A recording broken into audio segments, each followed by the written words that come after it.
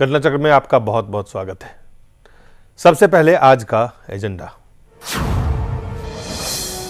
पाकिस्तान के पूर्व सेना प्रमुख और राष्ट्रपति मुशर्रफ क्यों और कैसे भागे कोर्ट से?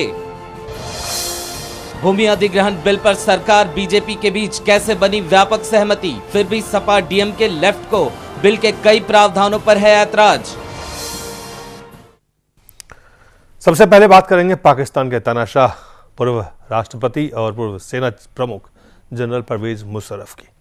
कैसे मुशर्रफ कोर्ट से भागे और क्यों भागे,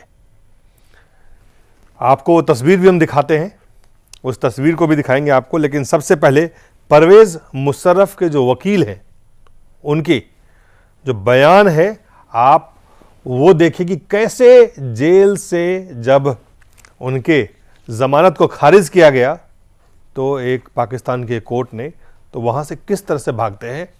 लेकिन भागने से पहले उनके वकील के जो बयान है वो आपको हम दिखाते हैं।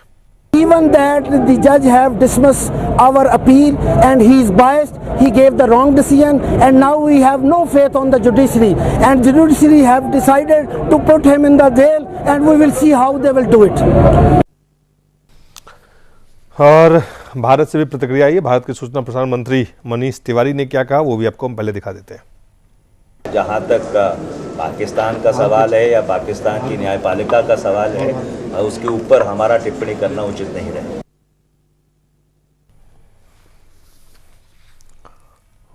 पुष्पेंद्र, पहले आपसे जानना चाहेंगे, जब परवेज मुशर्रफ पाकिस्तान लौटे थे तो बड़े फैनफेयर के साथ लौटे थे, बड़ी सारी चर्चाएं थी मीडिया में, पूरी दुनिया की मीडिया में पाकिस्तान के चुनाव को लेके और मुशर्रफ को लेके, खास करके जिस तरह से वो सेल्फ एग्जाइल में थे उसके बाद जब वापस लौटे। और आज अब चुनाव के 11 मई में जो चुनाव होना है और चुनाव से पहले की जो स्थिति बनते हुए दिख रही है, जिस तरह से मुशर्रफ कोर्ट से भाग रहे हैं, जिस तरह से चीजें हो रही है पाकिस्तान में, क्या रहा है एग्जैक्टली है?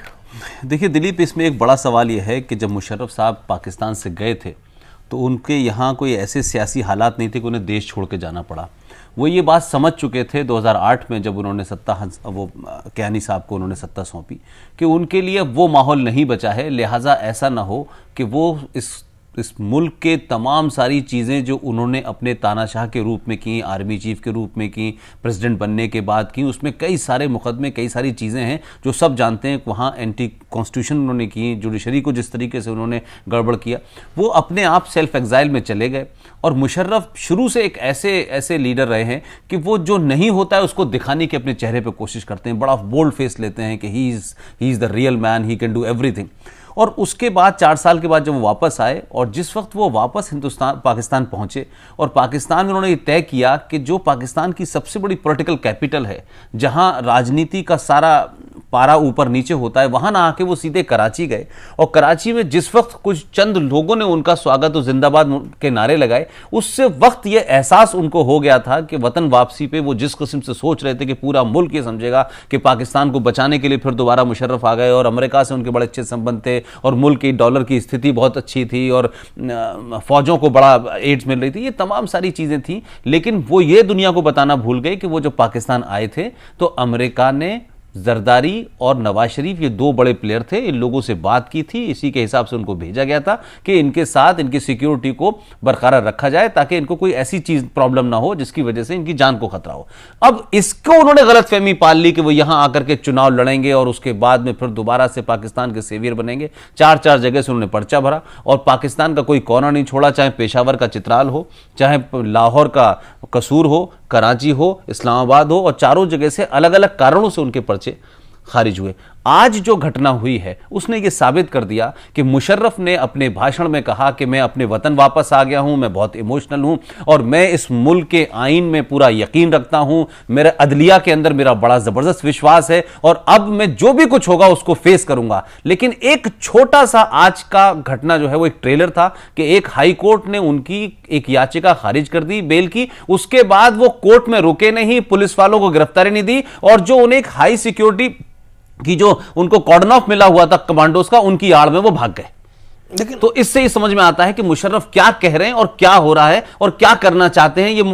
ये मुल्क को सेव करने आए थे, आज अपनी जान बचाने के लिए अपने फार्म हाउस में छुपे बैठे हुए हैं। जी, बंसल साहब, जो महत्वपूर्ण सवाल है एक, ये वो मुशर्रफ साहब हैं जिनके बारे में जिस तरह से उन्होंने सत्ता पे कब्जा पाया था, और नवाज शरीफ जो डेमोक्रेटिक इलेक्टेड गवर्नमेंट था, किस तरह से उसको पलट के उन्होंने पूरी सत्ता अपने हाथ में ली, किस तरह से उन्होंने राष्ट्रपति पद पे किस तरह से उन्होंने अपनी पूरी चीज़ों को किस तरह से जमाया, और किस तरह से पाकिस्तान से वो एग्जाइल में गए। और अब जब वो चुनाव के समय में आए तो बड़ी सारी चर्चाएं हुई, जो मैं पुष्पन से पूछ रहा था।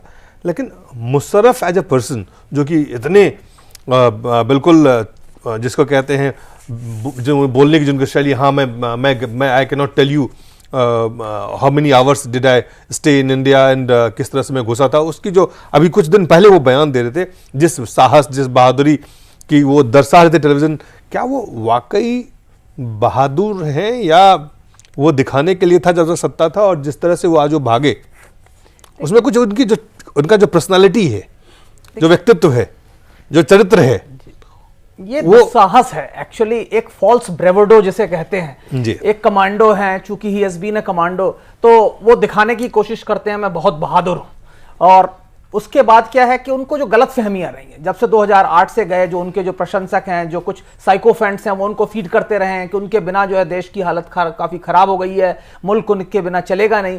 तो उनको ये गलत फहमी हो गई कि मैं जब वापस जाऊंगा तो मुझे बहुत समर्थन मिलेगा और मैं जो हूं वापस हुकूमत बना सकता हूं और इस मुल्क को बचा सकता हूं। और इस आशा के साथ वो वापस आए थे। जब कराची में उनका कुछ चंद 100 लोगों ने उनका रिसेप्शन दिया तो उनको बड़ा कष्ट हुआ। उन्होंने अपने समर्थकों से कहा ये क्या हो रहा है, और उसके बाद से जो हालात बिगड़ते चले गए हैं, तो अब उनको लग रहा है कि असलियत क्या है, सत्ता में होना और सत्ता से। ये एक महत्वपूर्ण सवाल है कि क्या पाकिस्तान में जो लोग सत्ता चलाते हैं, वहां कहते हैं आर्मी, ISI, ये दो महत्वपूर्ण वहां के। देखिए, आर्मी के जितने भी लीडर्स रहे, सबको ये गलत फहमी रही है कि वो बड़े पॉपुलर हो गए।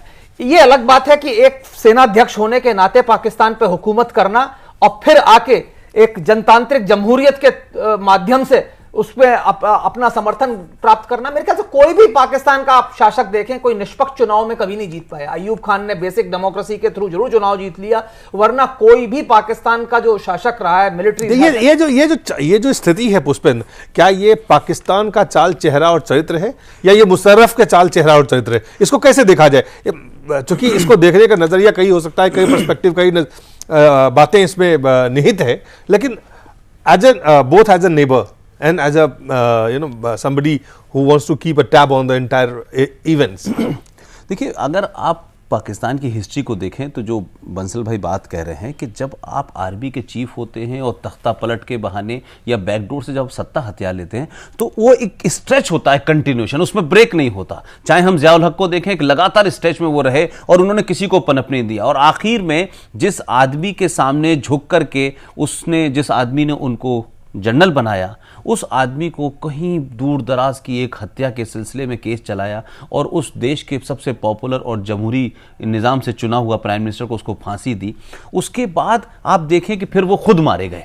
लेकिन किसी भी आप जनरल को देखें, ये जो मुशर्रफ ने एक एडवेंचर लिया कि मैं पहले आर्मी का चीफ बना, तख्ता पलट किया, फिर सत्ता में आया, फिर राष्ट्रपति बना, और फिर मैंने पूरी कोशिश की कि मैं अपने ऊपर से आर्मी का कवच हटा करके एक जमहूरी इंसान दिखूं, और उसके बाद खुद आप चले गए 2008 में। अब ये दोबारा आने के बाद लोग ये समझ रहे हैं उनको क्या पाकिस्तान की जो असल पाकिस्तान का जो कैरेक्टर है, वहां का जो एडमिनिस्ट्रेशन है, वहां की जो व्यवस्था है, क्या आप ये मानते हैं कि उनको समझ नहीं आया कि पाकिस्तान कैसे रिएक्ट करेगा, या ही fail to understand how the people of Pakistan will react? नहीं, देखिए, इसमें दो चीजें हैं। अभी तक पाकिस्तान की जनता के रिएक्शन को अगर हम छोड़ दें तो इस वक्त वो रिएक्शन से नहीं परेशान है। इस वक्त जितने कुकर्म उन्होंने किए थे, वो तमाम सारी चीजें, चाहे चीफ जस्टिस हो, चाहे जजेस का मामला हो, चाहे कॉन्स्टिट्यूशन का हो, इमरजेंसी का हो, बुक्ती की हत्या हो, लाल मस्जिद का मामला, ये तमाम मामले लीगल हैं। तो अगर जब इसमें आप आएंगे तो आप सोचें कि इस वक्त पाकिस्तान का जो इलेक्शन कमीशन है पाकिस्तान का, आप उनकी स्क्रूटनी देखें कितनी स्ट्रांग है। राजा परवेज अशरफ को प्रधानमंत्री बनाया गया और उनके ऊपर रेंटल का केस चल रहा था। सुप्रीम कोर्ट ने उनकी गिरफ्तारी की बात की, फिर वो उससे छूट गए, लेकिन इलेक्शन कमीशन ने उनका पर्चा खारिज कर दिया कि आप पे रेंटल का केस चल रहा है, आप करप्शन में इन्वॉल्व है। तो आप एक तरफ ये भी देखें कि इस किस्म की चीजें हमें माजी में देखने को नहीं मिलती हैं। तो मुशर्रफ ने यह सोचा कि इस वक्त पाकिस्तान के अंदर जो एक केयरटेकर गवर्नमेंट है, वो कुछ ऐसी पोजीशन में नहीं है कि कोई बड़ा डिसीजन लेगी। और अमेरिका ने भरोसा दिला दिया है आईएसआई के थ्रू और आर्मी के थ्रू, तो लिहाजा उनके, लेकिन वो ये भूल गए, क्या कहते हैं कि कोर्ट होती है और कोर्ट की जब पेश होता है आदमी तो उसकी हैसियत कुछ नहीं होती। जैसा व्यक्तित्व, जैसा व्यक्ति, जो राष्ट्रपति जिस तरह से तानाशाह, क्या उनको आप ये कह रहे हैं कि उनको इस बात की बिल्कुल उन्होंने आभास नहीं था या वो सोच नहीं पाए कि पाकिस्तान में जब वो जाएंगे तो ये हालत, इस हालत में पहुंच जाएंगे? ऐसे कैसे हो सकता है? देखिए, ऐसा है कि मेरे को लगता है कि सेना ने उनको भरोसा दिलाया था, जनरल कयानी ने उनको ये गारंटी दी थी कि आप अरेस्ट नहीं होंगे, और शायद मुशर्रफ साहब इस बात को सोच नहीं सकते थे कि ऐसा भी हो सकता है कि कोई लोअर कोर्ट इस तरीके का जो मेरे को लगता है कुछ एश्योरेंस जो उन्हें सुप्रीम कोर्ट की तरफ से मिला होगा कि भाई हम इनको गिरफ्तार नहीं करेंगे, और उसी के कारण जब उनका बेल कैंसिल हो गई और उनको लगा कि अब अरेस्ट इमिनेंट है, तो आदमी को लगा कि ऐसी चीज के लिए तो मैं बिल्कुल तैयार नहीं था। तभी आपने देखा कि वो तुरंत भागे और फिर उसके बाद वो अपने फार्म हाउस में जाके उन्होंने ये दरखास्त की कि भाई इस फार्म हाउस को सब जेल डिक्लेयर कर दिया जाए। और अब जैसी खबरें आ रही हैं कि जो मुशर्रफ का फार्म हाउस है उसी को जेल डिक्लेयर कर दिया जाएगा, तो एक तरह से अदालत के जो आदेश है उसकी अवमानना नहीं होगी और साथ ही मुशर्रफ साहब के ऊपर कोई जबरदस्ती नहीं होगी। जो फौज, क्योंकि यह हमें समझ लेना चाहिए कि आज चाहे फौज के अंदर भले मुशर्रफ का समर्थन ना हो, लेकिन फौज आज भी यह नहीं चाहेगी कि उसके पूर्व सेनाध्यक्ष एक आम कैदी की तरह जेल में जाए। नहीं, आम कैदी की तरह जेल में नहीं जाए। वहां पे जो स्थिति बनी है वो, मेरा जो एक सवाल है और जो कोई स्वाभाविक सा किसी भी एक आम लोग यही सोचेंगे कि पाकिस्तान में आर्मी, अमेरिका और आईएसआई, ये तीनों कहीं ना कहीं व्यवस्था पे हावी है। और ये माना गया था जब मुशर्रफ पाकिस्तान लौटे थे तो इन तमाम चीज़ों को वो फिक्स करके ही लौटे हैं, या वो ये लौट के ये सोच के लौटे थे कि चलो जो होगा पाकिस्तान में देखा जाएगा। ये तो स्थिति मुशर्रफ की नहीं थी पुष्पेंद्र। नहीं, लेकिन आप एक बात नहीं समझ रहे हैं। देखिए, आप ये देखें कि मैं बात आपकी मानता हूं कि अमेरिका के भरोसे पे यहाँ हैं। आज जिस किस्म का मीडिया पूरे पाकिस्तान में सुबह से ये कह रहा है कि वो गैर मुल्की ताकतें मीडिया के ऊपर भी दबाव बना रही हैं और हमारे सियासी लीडरान पे भी बना रही हैं, चाहे उसमें नवाज शरीफ का नाम भी आ रहा है, चाहे उसमें जरदारी का भी नाम आ रहा है। लेकिन आप एक बात देखें कि मुशर्रफ उस वक्त आए हैं जब अमेरिका किससे बात करेगा। इस वक्त मुल्क में निजाम किसका है? जरदारी बाहर है, तो आर्मी तो वहां सदैव पावरफुल रहा था। लेकिन दो बात, ये जो आईएसआई और आर्मी के आपकी बात ठीक है, आर्मी एक इंस्टीट्यूशन है, स्ट्रांग है, लेकिन आप टोटल सिचुएशन को देखें कि आज आर्मी अपने मुल्क में अपनी क्रेडिबिलिटी के लोएस्ट लेवल पर है। इस वक्त उसकी वो पोजीशन नहीं है कि आर्मी अगर आज मदाखलत करना चाहे मुशर्रफ को लेकर के तो नहीं कर सकती। आर्मी ने ये तो एश्योरेंस दे दी कि उनको मारा नहीं जाएगा, उनको गिरफ्तार नहीं किया जाएगा, लेकिन आर्मी आज इस पोजीशन में नहीं है कि चौधरी इफ्तिखार को टर्म डिक्टेट कर सके, किसी लोअर कोर्ट को कर सके। और आप छोटी सी घटना बता रहा हूं कि जब सिंध कोर्ट में ये मुशर्रफ साहब के बाहर भी पाकिस्तान में कुछ चीज है, ये दुनिया को नहीं, लेकिन इतना मैनेज नहीं हो सकता है इस वक्त। ये इंटरनल मामला है आईएसआई का, इतना भी मामला नहीं होगा कि उसमें वो मुशर्रफ को जो है हर कोर्ट से क्या कहते हैं उनको बचा लिया जाए और अपनी मर्जी का डिसीजन ले लिया। मैं समझता हूं इसमें मुझे लगता है थोड़ा सा हम जरा आधा स्ट्रेच कर रहे हैं। प्रोफेसर बंसल, देखिए, मेरा ये मानना है कि जब मुशर्रफ साहब आए थे तो ये एक डील के तहत आए थे, और वो डील किनसे की थी? डील ये जो थी, आर्मी चीफ ने उनको एश्योरेंस दिया था कि आपकी गिरफ्तारी नहीं होगी, और आर्मी चीफ को कुछ सुप्रीम कोर्ट ने और कुछ पॉलिटिकल पार्टीज के लीडर ने एश्योरेंस दिया, जैसे जरदारी साहब हो गए, नवाज शरीफ साहब हो गए, और लगता है कि उच्चतम न्यायालय जो पाकिस्तान की सुप्रीम कोर्ट थी उसने भी कुछ एश्योरेंस दिया था। इसीलिए पाकिस्तान, अगर आप देखें, जो ट्रिजन वाला केस है, जो उन पर सबसे महत्वपूर्ण केस है, वो अभी भी शुरू नहीं हुआ है। सुप्रीम कोर्ट उसमें जो है कई वेग केसेस चल रहे हैं। पर मेरे ख्याल से परवेज मुशर्रफ साहब ने यह नहीं सोचा था कि कोई लोअर कोर्ट उनकी अरेस्ट का आदेश दे सकती है और इमीडिएट अरेस्ट हो सकता है, जैसा कि आज हालात हुई। वरना उनके वकील ये सोच रहे थे हम अपील करेंगे और ये सब चीजें जो है एक के बाद एक चलती रहेंगी। ये नहीं सोचा था कि तुरंत स्टे वेकेट हो जाएगा बेल के ऊपर से और तुरंत अरेस्ट हो जाएंगे, क्योंकि आने से पहले उनको बेल मिल चुकी थी और वो इस अंदाज से आए थे। मेरे ख्याल से ये उनकी थोड़ी कुछ हद तक नासमझी थी और फौज के ऊपर जरूरत से ज्यादा भरोसा था कि फौज हमें गिरफ्तार नहीं होने देगी। लेकिन जिस सवाल को एक बार फिर मैं दोहराना चाहता हूं कि आखिर मुशर्रफ से कहां गलती हुई, चूक कहां, गलती नहीं चूक कहां, या कहां कैलकुलेशन जो उन्होंने पूरी जो अपनी गणना की जो की थी, जिस तरह से वो पाकिस्तान पहुंचेंगे और पाकिस्तान में वो चुनाव लड़ेंगे और चुनाव लड़के वो जमहूरियत में कम से कम, अगर देश की सरकार नहीं तो कम से कम ये स्थिति में जरूर हो कि संसद में वहाँ के पहुँच जाए। तो लेकिन जो स्थिति हुई उसका ठीक विपरीत सब कुछ चल रहा है उनके। तो आप क्या मुशर्रफ के साथ जो डील करने वाले थे उन्होंने मुशर्रफ को धोखे में रखा, या इस तरह के जो एश्योरेंस थे वो जानबूझ के दिया? देखिए मेरे ख्याल से उनको कुछ भ्रम की स्थिति थी। एक तो उनके प्रशंसकों और उनके जो साइकोफेंट्स थे उनको इस तरीके की अंदेशा दिया कि उनके बिना देश बहुत बुरी हालत में है और देश के अंदर उनके प्रति एक काफी बड़ा समर्थन है। ये एक बहुत बड़ी गलत चीज है। अगर आप देखें पाकिस्तान के अंदर आज भी, हालांकि अभी जो रीसेंट पोल ये कहता है कि मिलिट्री रूल को लोग जमहूरियत से ज्यादा बेहतर समझते हैं पाकिस्तान में अभी जो यूथ की जो रिपोर्ट आई है उसमें सिर्फ 19% या 17% लोग चाहते हैं कि जमहूरियत हो, बाकी जो है चाहते हैं या तो शरिया लॉ हो या मिलिट्री रूल हो। तो ये कहना कि जमहूरियत ताकत बहुत स्ट्रांग है वो तो गलतफहमी होगी। फौज आज भी सबसे पावरफुल इंस्टीट्यूशन है और आज भी अगर चाहे तो जब तक वो चाहेगी तब तक मुशर्रफ जेल नहीं जाएंगे, ये बात है। लेकिन जो जहां तक सवाल उनका तो आप ये कह रहे हैं कि आर्मी नहीं चाह रही है वहां पर कि मुशर्रफ जिस तरह से चुनाव लड़ने आए थे उस तरह से मुशर्रफ को फ्री हैंड पाकिस्तान में मिले, उस तरह से क्योंकि अगर आर्मी, जो आप कह रहे हैं, अगर इस बात को माना जाए कि आर्मी के शख्स जो आर्मी का जो असर है आज भी उतना ही है पाकिस्तान में जितना कभी पहले हुआ करता था। पुष्पेंद्र, देखिए आर्मी चुनाव नहीं जिता सकती, चुनाव नहीं जिता सकती। बंसल भाई जो बात कह रहे हैं कि आर्मी के चीफ ने ये तो अश्योरेंस दे दी अमेरिका को कि हम गिरफ्तार नहीं होने देंगे, लेकिन अब मुशर्रफ हर चौराहे पे हर कोर्ट में एक नया एडवेंचर करेंगे तो उसकी ठेकेदारी नहीं ली है आर्मी ने। आप मुझे बताइए, आप सिंध हाई कोर्ट जा रहे हैं और आप उसके बयान दे रहे हैं। देखिए कि पहले उनके पास जमानत थी, उस जमानत को खारिज किया जाता है। लेकिन आप तो ये कैलकुलेट, अगर आप ऐसे रणनीतिकार जिसको जो अपने आप को मानते थे, जब नवाज शरीफ हिंदुस्तान से दोस्ती करना चाहे तो उसमें वो कारगिल का युद्ध की तैयारी कर रहे थे, भारत में घुसपैठ कर रहे थे। और मुझे लगता है दिलीप कि अगर आप ये कहें कि मुशर्रफ से चूक हुई है तो मैं ये मानता हूं कि मुशर्रफ को अगर अपने ही मुल्क में इतने कुकर्मों के बाद, इतने ही मामले करने के बाद आपको वापस आना था तो इतना बड़ा एडवेंचर, कोई जो भी सियासी लीडर हैं, आप मानिए कि नवाज शरीफ आपसे खुश नहीं है, वो मौका नहीं, उसको याद है वो सारी घटना। इमरान खान को पता है, इमरान खान आपका बहुत बहुत बड़ा क्रिटिक है, और जो भी देश में पिछले 5 साल में माहौल पैदा हुआ है उसमें मुशर्रफ कहीं नजर नहीं आते हैं। आज मुशर्रफ की आर्मी के चाहे रिटायर्ड लोग हों, उनके साथ के लोग हैं, उन्होंने ही कारगिल को पूरा एक्सपोज किया कि मुशर्रफ ने क्या क्या किया।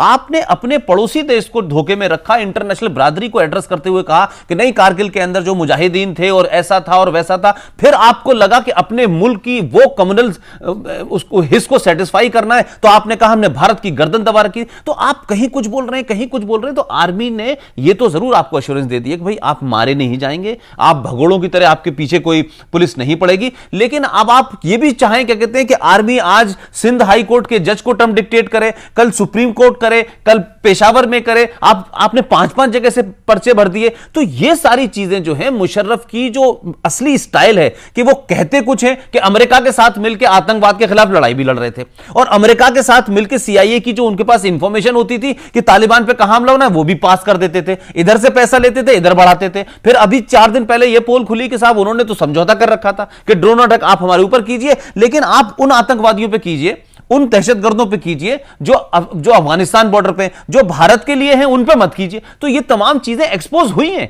इस सब के बावजूद भी वो एडवेंचर लेते रहे। ऐसा नहीं है कि वो अमेरिका के साथ ईमानदार रहे, मुल्क के साथ ईमानदार रहे। कहेंगे कि मिस एडवेंचर कहेंगे। नहीं, आज अनदर मिस एडवेंचर ये जो आज किया है, अगर उनको वापस आना था मुल्क में और शांति से रहना था, और वही समझ रहे थे कि लंदन में रहना बहुत लंबा वक्त उनके लिए मुनासिब नहीं होगा, तो वो चुपचाप उस वक्त आते जब इस मुल्क में कोई सरकार होती। क्योंकि जो सरकार में होगा वो अमेरिका का उसको दबाव झेलना होता है, अमेरिका के उस पर निर्भरता होती है। लिहाजा वो अमेरिका को दिए शब्दों को अपनी सत्ता में रहते हुए मुशर्रफ के लिए हर भरकस। आज इत्तेफाक से पाकिस्तान के अंदर कोई सरकार नहीं है। ये कह रहे हैं कि आज पाकिस्तान की जुडिशियरी इतनी इंडिपेंडेंट है जो कि वहां के सबसे शक्तिशाली आर्मी और ISI के कमांड में नहीं है।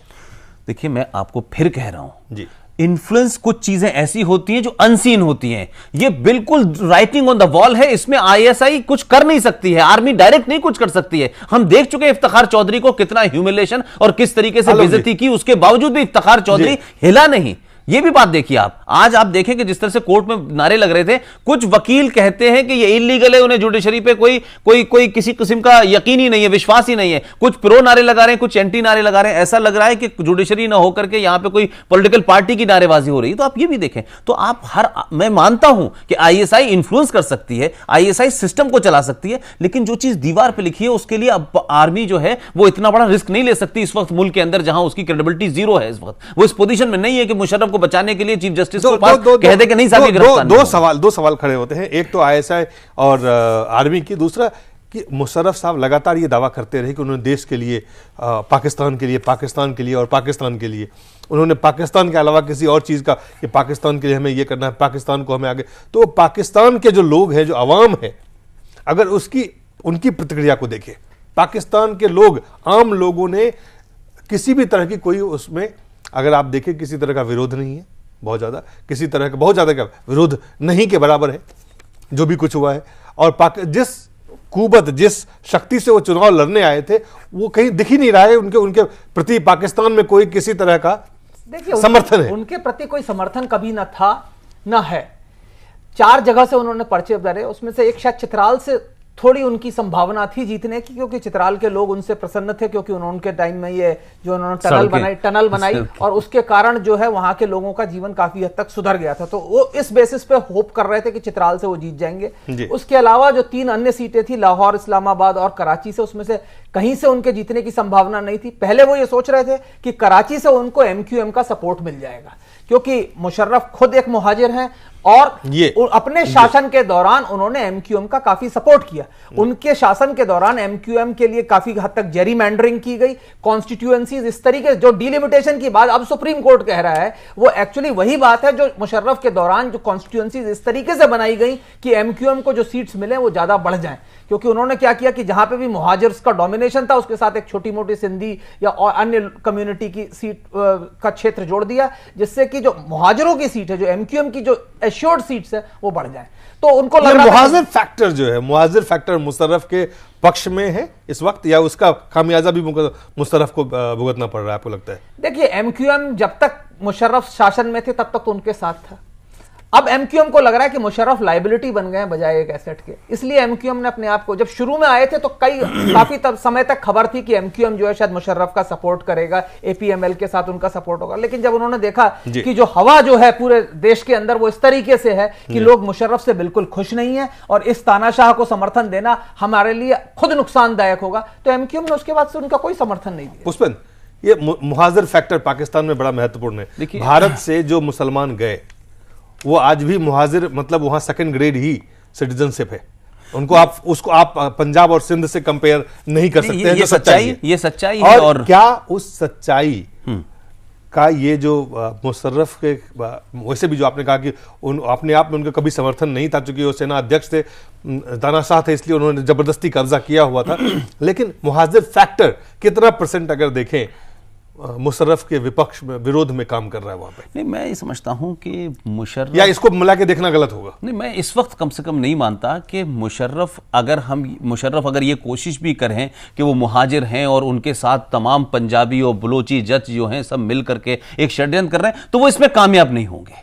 ये बात कामयाब हो, मेरा सवाल है कि ये क्या फैक्टर है? नहीं, वही बात कह रहा हूं। इस फैक्टर को अभी न जन्म मिला है और न इस फैक्टर के पैदा होने में किसी किस्म के इंग्रेडिएंट शामिल होते हैं कि मुशर्रफ मुहाजिर हैं इसलिए कोई कारण हो रहा है इस वक्त मुल्क के अंदर, और मुशर्रफ मुहाजिर हैं इसलिए उनके साथ उनको कराची में रिसेप्शन के लिए इतने कम लोग। ये बात अलग है कि मुशर्रफ ने इस एलिमेंट को प्ले करने की कोशिश की और इसलिए वो कराची उतरे। और लंदन में हम ये भी जानते हैं कि अल्ताफ भाई भी लंदन में ही रहते हैं, जो असली नेता हैं MQM के। और उसके बाद जो बात बंसल भाई ने कही है कि वो जो सारी हॉबनॉबिंग चल रही थी वहां कराची में, सिंध में, उसमें कोशिश ये थी कि ये फैक्टर को लोकल लेवल पे प्ले किया जाए। लेकिन आप ये भी सच्चाई जानते हैं कि पाकिस्तान पंजाबी डोमिनेटेड है, और पंजाबी डोमिनेशन का मतलब ये नहीं होता कि आप पंजाब के खिलाफ, बलूचिस्तान के खिलाफ उन सबको एंटागोनाइज करके सिर्फ मुहाजिर कौमी मूवमेंट, जिसका अब नाम बदल करके उन्होंने मुत्तहिदा कौमी मूवमेंट रख दिया है,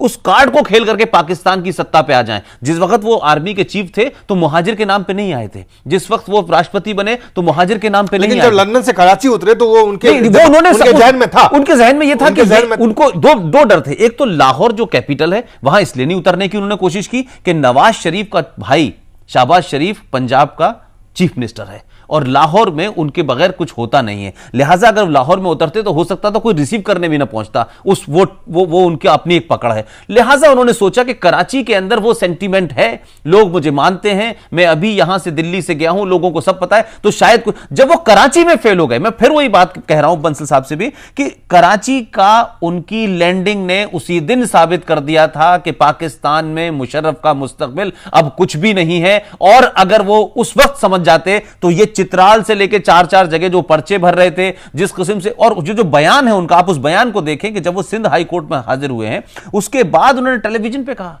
कि मेरे जीवन का सबसे ह्यूमिलेटिंग दिन था कि मुझे एक जज के सामने खड़ा होना पड़ा और मुझे रोना आ रहा था। यानी उन्होंने ये बात साबित कर दी कि कहते कि ठीक है, लेकिन जज की औकात आज भी मेरे दिमाग के अंदर वही है कि जो मैं चीफ जस्टिस के साथ कर सकता हूं, उसका पाला हुआ एक छोटा सा सुप्रीम हाई कोर्ट का जज जो है मुझे खड़े होकर के मुझे उसने आधे घंटे तक। तो ये जो साइकोलॉजी है, मुशर्रफ उस मोड से बाहर नहीं आए हैं, वो अभी उसी ऑटो मोड में चल रहे हैं। वो समझ रहे हैं कि ये सब कुछ वही है और इसलिए उनके साथ ज्यादा नुकसानदेह। अगर वो शांति से आते तो मेरा मानना यह था कि अगर उनको इस मुल्क में रहना था तो चुनाव के बाद आते, सरकार की संरक्षण में होते और सब लोग भूल जाते। लेकिन अब आकर के आप दोबारा से लोगों के 8 साल के घाव को उठाएं और फिर कहें कि मैं सेव करने आया हूं पाकिस्तान को, जबकि आप इस पाकिस्तान में लौटे थे मात्र एक एमपी की सीट लेने के लिए, ताकि आप अपनी जिंदगी बची हुई अपनी सो कॉल्ड जो ब्रावो वाली इमेज है उसके तहत काटना चाहते थे, वो उसमें चूक गए।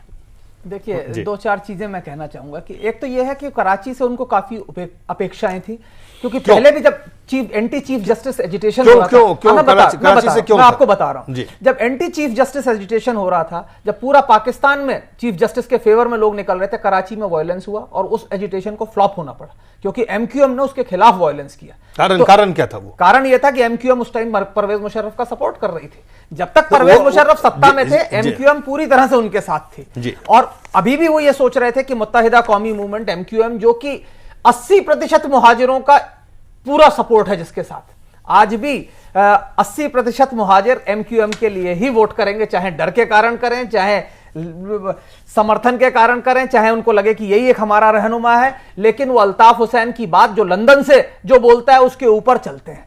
तो उस वक्त भी जब पूरा पाकिस्तान में लोग चीफ जस्टिस का सपोर्ट कर रहे थे, कराची में लॉयर्स के डेमोन्स्ट्रेशन के खिलाफ एजिटेशन हुआ, काफी कत्लेआम हुआ और ये लॉयर्स का जो एजिटेशन था कराची में फ्लॉप हो गया।